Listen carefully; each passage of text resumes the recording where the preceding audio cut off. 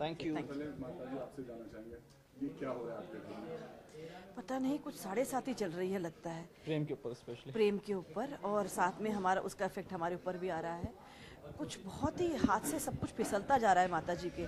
भारद्वाज परिवार में सब अपने अपने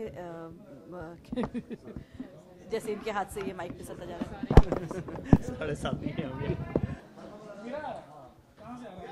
नीचे बैठ जाओ।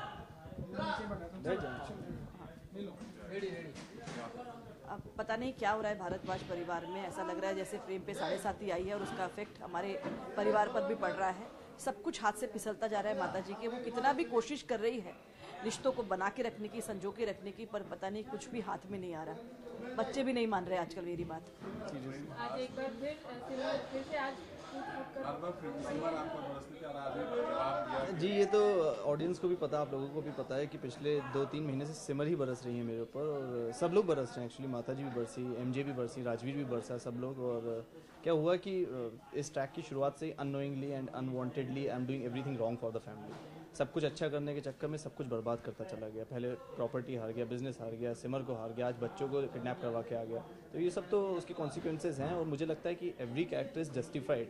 जो सिमर रिएक्ट कर रही है वो अपनी जगह बिल्कुल ठीक है, जो माता जी ने मुझे मारा, थप्पड़ मारे, वो अपनी जगह जस्टिफाइड है। लेकिन मैं सिर्फ इतनी कोशिश करूंगा कि सब चीज़ें जल्द से जल्द बेहतर बना पाऊँ और सब लोगों का विश्वास जीत पाऊँ। लेकिन आपने जो कह दिया कि तलाक दे दूँ, वो कितना अपनी जगह सही है? सी, एक वही होती है ना, जो सुबह शायद सीन करने से पहले मैं डिस्कस कर रहा था माता जी के साथ कि एक हद होती है। वो आपको एक चीज़ बहुत ज़्यादा हर्ट जब करना शुरू कर देती है तो एक दीवार सी बन जाती है, उसके बाद वो चीज़ आपको इफेक्ट करती है, हर्ट नहीं करती।